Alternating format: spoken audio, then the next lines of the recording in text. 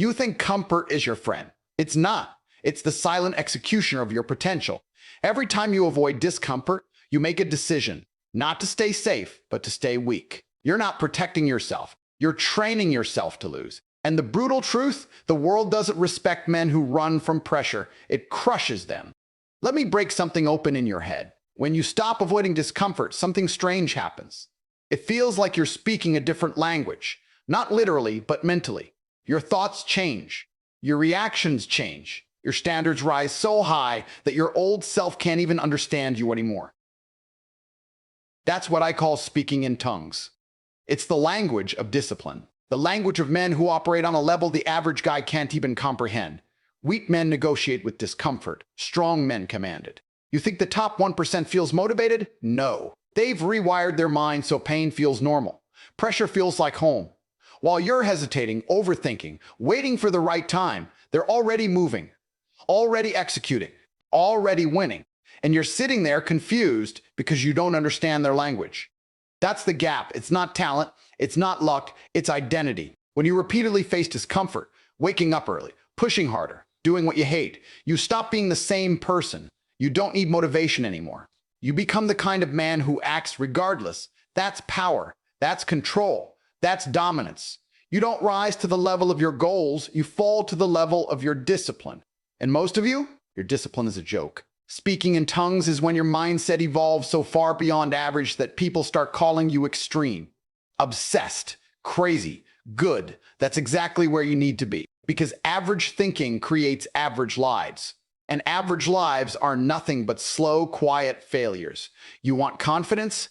Earn it through suffering. You want respect? Build it through consistency under pressure. You want power? Stop avoiding the very thing that creates it. Discomfort is not the enemy. It's the gateway. It's the filter that separates men from excuses. Right now, you're soft. Not because you're incapable, but because you've trained yourself to avoid what matters. You built habits around ease, around distraction, around comfort. And then you wonder why you feel stuck, lost, behind. Here's the reality no one wants to say: your life is exactly what your standards have allowed. So change the language, change the identity. Step into discomfort so often that it becomes your default state. That's when everything shifts. That's when you stop thinking like everyone else. That's when you start operating like a man who cannot be ignored.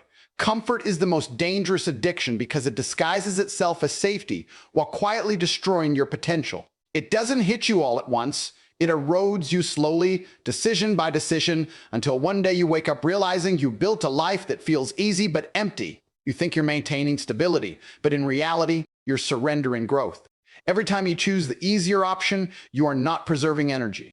You are lowering your standards. Pay attention to your daily patterns. You delay the hard task. You avoid the difficult conversation. You scroll instead of building. You rest when you haven't earned it. These seem like small choices, almost insignificant in isolation. But stacked together, they form your identity. Not the one you talk about, not the one you imagine, but the one you live. And that identity is shaped by what you repeatedly avoid.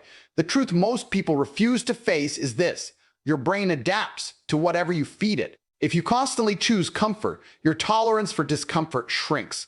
What used to feel manageable now feels overwhelming. What used to be a challenge now feels impossible. You haven't become incapable. You become conditioned. Conditioned to retreat. Conditioned to hesitate.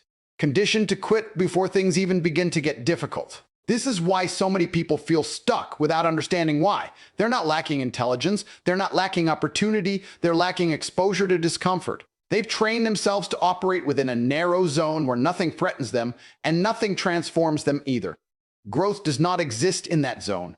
Strength does not exist there. Confidence certainly doesn't. Real confidence is built through repeated exposure to pressure. It comes from doing what is difficult, especially when you don't feel ready. When you consistently face resistance, your mind recalibrates.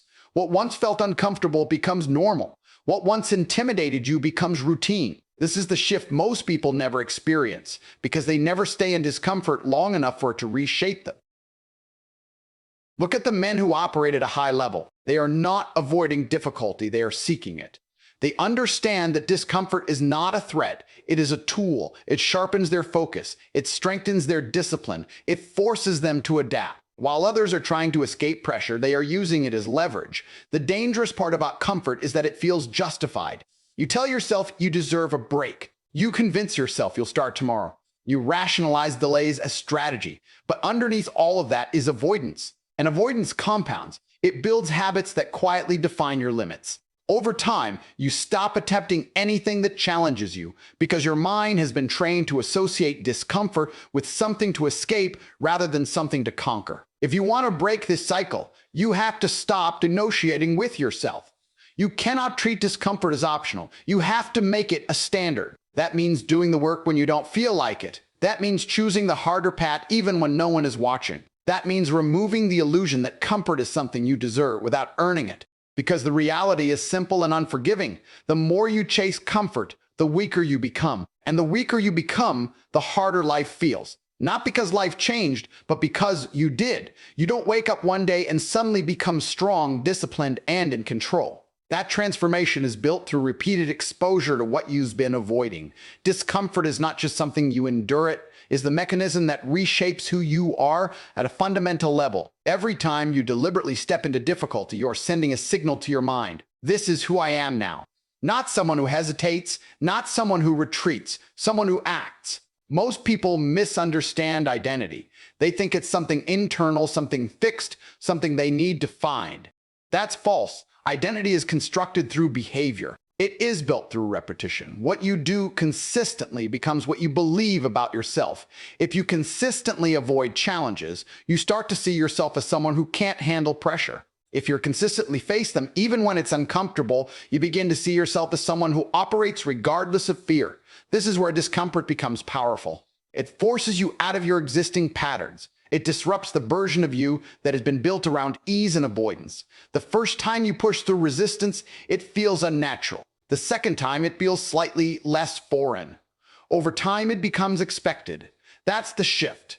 Not in motivation, not in external circumstances, but in identity. Your brain is constantly collecting evidence about who you are. Every action you take becomes a reference point. When you choose the hard path, you are adding proof that you are capable. When you follow through despite resistance, you are reinforcing a new standard. These moments stack. They compound. Eventually, they reach a point where your old identity can no longer survive. This is why people who embrace discomfort start to operate differently.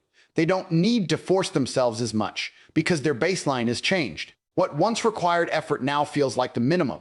They don't debate with themselves about whether to act. They act because that's what they do. That's who they are. The internal resistance that used to slow them down loses its power because it no longer aligns with their identity. There is a clear separation between those who evolve and those who stay stuck. One group uses discomfort as a tool for transformation. The other avoids it and remains trapped in the same patterns. The difference is not talent. It's not intelligence. It's the willingness to repeatedly step into situations that challenge them and stay there long enough for it to reshape their thinking. You cannot think your way into a new identity. You cannot visualize it into existence. You build it through action, through consistency, through doing what is required, especially when it contradicts your current habits. That is where real change happens, not in moments of inspiration, but in moments of resistance. There will be a phase where your actions and your identity feel misaligned. You will do things that your current mindset resists. You will feel like you're forcing it. That phase is necessary. That tension is what creates growth. If you retreat during that phase, you reinforce your old identity. If you push through it, you create a new one. Eventually, something shifts. You stop seeing discipline as something you have to apply and start seeing it as something you embody. You stop viewing discomfort as something external and start recognizing it as part of your process. At that point, your behavior is no longer dependent on how you feel. It is driven by who you have become. And once that identity is established, it becomes very difficult to go back. Motivation is unreliable, inconsistent, and completely overrated. It feels powerful in the moment, but it disappears the second things get difficult. That's the truth most people don't want to accept. They wait to feel ready. They wait to feel inspired. They wait for the right mood, the right timing, the right energy. And while they're waiting, nothing moves, nothing improves, nothing thrives. Discipline operates on a completely different level. It doesn't ask how you feel. It doesn't care if you're tired, distracted, or unmotivated. It functions regardless. That's why it's powerful. It removes emotion from the equation and replaces it with standards. You don't wake up and decide whether you're going to act. You act because it's already decided. This is where most people fail. They treat action as optional. They believe effort is something they should give when they feel like it. That mindset guarantees inconsistency. And inconsistency guarantees mediocrity. You cannot build anything meaningful with occasional effort. You cannot develop strength by showing up only when it's convenient. That approach might feel comfortable, but it produces weak results. Discipline is built through structure and repetition. It's the act of doing what needs to be done every single time without negotiation. Not because you're excited, not because you're in the mood, but because it's required. When you repeat that behavior long enough, it stops feeling like effort and starts feeling like baseline behavior. There's a critical shift that happens when you stop relying on motivation. You remove uncertainty. You eliminate hesitation. You stop asking yourself whether you should act, and you start executing automatically. That shift creates momentum, and momentum is what separates people who talk about progress from those who actually achieve it. Motivation gives you a temporary push. Discipline gives you consistency. And consistency is where real results come from. It's not about intensity. It's about reliability. The ability to perform on your worst days, not just your best ones. Anyone can work hard when they feel good. Very few can maintain standards when they don't. This is also where self-respect is built. Not through words, not through intentions, but through actions that align with your commitments. Every time you follow through, especially when it's difficult, you reinforce trust in yourself. Every time you break that commitment, you weaken it. Over time, this either builds a strong internal foundation or completely erodes it. People often underestimate how damaging inconsistency is. It doesn't just slow progress. It destroys confidence. When you constantly start and stop, you train your mind to expect failure. You stop believing in your own ability to follow through. And once that belief is gone, even simple tasks begin to feel overwhelming. Discipline eliminates that problem.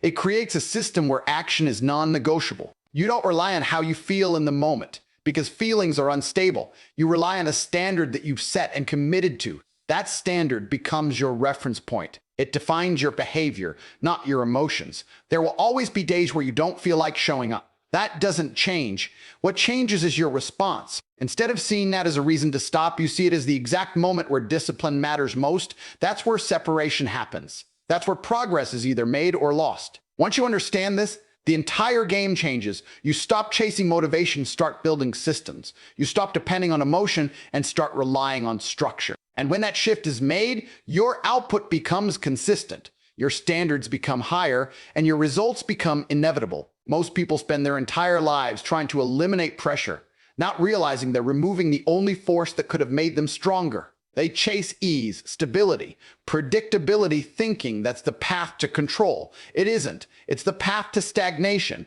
Pressure is not something that breaks you. It's something that reveals you. It exposes your limits, your habits, your level of discipline. And more importantly, it gives you the opportunity to expand them. When you operate without pressure, you operate below your capacity. You move slower. You think smaller. You tolerate more weakness. There's no urgency, no demand, no reason to push beyond what's comfortable.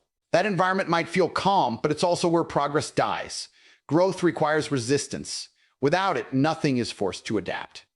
Pressure creates that demand. It forces you to respond. It removes the luxury of hesitation.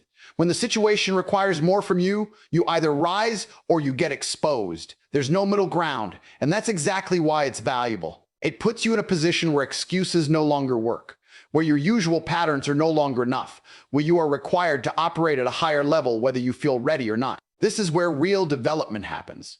Not when everything is controlled and predictable, but when variables increase, when stakes rise, when outcomes matter. That's when your mind sharpens. That's when your focus intensifies. That's when you start accessing levels of performance you didn't know were available to you. Not because you suddenly became more talented, but because the situation demanded more and you responded. People who avoid pressure never experience this. They stay within environments that don't challenge them, and as a result, they never expand. They confuse comfort with control, when in reality, they just limited themselves to what they already know they can handle. There's no growth in that. There's no evolution. Just repetition of the same level of output over and over again. Pressure also builds resilience. It conditions your mind to handle difficulty without breaking. The first time you face intense resistance, it feels overwhelming. Your instinct is to retreat, to escape, to reduce the load. But if you stay in it, if you continue to operate despite the discomfort, something changes. Your tolerance increases. What once felt intense starts to feel manageable. What once felt impossible starts to feel achievable. This is not about surviving pressure, it's about using it. The most effective individuals don't just endure difficult situations, they leverage them. They understand that pressure accelerates growth. It compresses time. It forces rapid adaptation. While others are waiting for the right conditions, they are using high-pressure environments to develop faster, think sharper, and execute better. There is also a level of clarity that only pressure can provide. When the stakes are high, distractions lose their power. You don't have time to overthink. You don't have space to hesitate. Your focus becomes direct and intentional. You prioritize what matters because you have to. That clarity is something most people never develop because they never put themselves in situations that demand it. Avoiding pressure might make you feel safe in the short term, but it weakens you in the long term. It lowers your threshold. It reduces your ability to handle complexity. And eventually, when real challenges do appear, and they always do, you are unprepared. Not because you lack potential, but because you never trained under conditions that required you to use it. Pressure is not the problem, it's the standard. It's the environment where capability is built, where limits are tested, where strength is formed. The more you expose yourself to it, the more you expand. The more you avoid it, the more you shrink. Your life is not defined by what you say you want. It's defined by what you tolerate every single day. That's the part most people ignore because it's uncomfortable to confront. You could talk about ambition, discipline, success, but if your daily standards are low, your results will match that. There is no separation. There is no exception. What you allow is exactly what continues. Look closely at your environment, your habits, your routines, the missed deadlines you excuse, the laziness you excuse, the laziness you justify, the distractions you prioritize. These are not random behaviors. They are accepted standards. Every time you allow them, you reinforce them. You send a clear message to yourself. This level is acceptable. And once something becomes acceptable, it becomes permanent. Most people think change starts with big decisions, big goals, big moments of clarity. It doesn't. It starts with what you stop allowing. The small compromises you tolerate today become the limitations you live with tomorrow. Skip one task, it feels minor. Delay one responsibility, it seems harmless. But repetition turns these into patterns, and patterns become identity. This is where the gap forms between intention and reality. You intend to improve, but you tolerate behaviors that prevent it. You say you want progress, but you allow distractions that destroy focus. You claim you want discipline, but you accept inconsistency. These contradictions are not accidental. They are the result of weak standards. Standards are not what you say, they are what you enforce. If you don't enforce them, they don't exist. And enforcement is not comfortable. It requires you to confront yourself. It requires you to reject behaviors that feel easy but produce nothing. It requires you to hold the line, even when no one is watching, even when there's no immediate reward. There is a direct relationship between what you tolerate and how you see yourself. If you consistently allow low-effort behavior, your self-respect declines. Not because you're incapable, but because your actions don't align with your expectations. Over time, this creates internal conflict. You know what you should be doing, but you're not doing it. That gap erodes confidence. On the other hand, when you raise your standards and enforce them consistently, something shifts. You begin to trust yourself.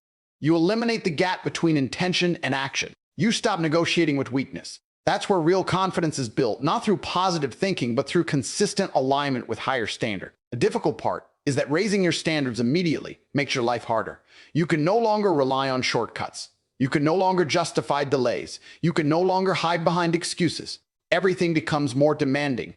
But that's the cost of growth, and that cost is unavoidable. People often say they feel stuck, but when you examine their behavior, it's clear why. They built a system where low performance is acceptable. There's no consequence for inconsistency, no penalty for distraction, no accountability for wasted time. In that environment, nothing improves because nothing is required to improve. If you want a different outcome, you have to change what you accept. That means removing tolerance for behaviors that don't serve your goals. Not gradually, not when it's convenient, but immediately. It means creating a standard that is non-negotiable and aligning your actions with it every day. Because the reality is simple. You don't rise above your standards, you fall to them. And whatever level you tolerate will always become your normal.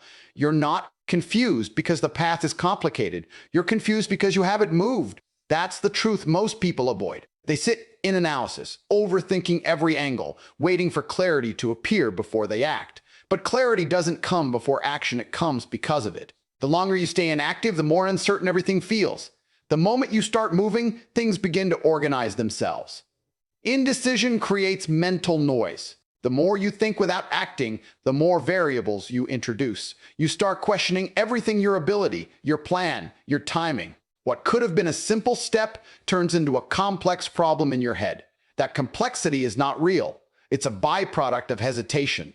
You're not solving anything, you're amplifying doubt. Action cuts through that immediately. It forces reality into the equation. Instead of imagining outcomes, you experience them. Instead of guessing what might work, you see what actually works. That shift is critical. It replaces assumption with evidence, and once you have evidence, clarity follows naturally. Most people wait until they feel ready. That moment never comes. Readiness is not a feeling, it's a decision. You become ready by starting, not by waiting. Every step you take builds momentum, and momentum reduces resistance. The first move is always the hardest because it breaks inertia. After that, each action becomes easier, not because the task changes, but because you've already proven to yourself that you can move. There's also a level of confidence that only comes from execution. You cannot think your way into confidence. You cannot plan your way into certainty. You build it by doing. Every completed action reinforces your ability to follow through. Every result, good or bad, gives you information. That information sharpens your direction. Without it, you're just guessing. Perfectionism is one of the most common forms of disguised avoidance. You tell yourself you need a better plan, more preparation, more time. In reality, you're delaying exposure to risk. You're trying to eliminate uncertainty before you begin. That's impossible. No plan survives contact with execution. The sooner you accept that, the faster you progress. There's a direct link between speed of action and clarity of direction. The faster you move, the quicker you identify what works and what doesn't. The quicker you adjust. The quicker you adjust. The quicker you improve. Slow thinking with no execution leads to stagnation. Fast action with adjustment leads to growth. People who are effective don't wait for perfect conditions. They operate with incomplete information and refine as they go. They understand that progress is iterative. Each action is a step forward, even if it's imperfect. In contrast, those who wait for certainty remain in the same position, analyzing the same options, repeating the same thoughts. Another reality most people ignore is that inaction has consequences. Every day you delay, you reinforce the habit of hesitation. That habit becomes automatic. Over time, it defines your behavior. You start to hesitate, not just in big decisions, but in small ones as well. That slows everything down. It affects your opportunities, your output, your results. Action reverses that pattern. It builds decisiveness. It trains your mind to respond instead of retreat. You stop seeing uncertainty as a barrier and start seeing it as part of the process. That shift removes friction. It allows you to operate without constant internal resistance. You don't need a perfect strategy. You need movement. You don't need to eliminate doubt. You need to act despite it. Because the only way to reduce confusion is to replace thinking with execution. And once you do that consistently, direction becomes obvious. You don't need more information. You need more pressure. You don't need more time. You need more discipline. You don't need motivation. You need to stop being weak. Because the moment you stop avoiding discomfort is the moment you become dangerous. And dangerous men don't ask for permission. They take control.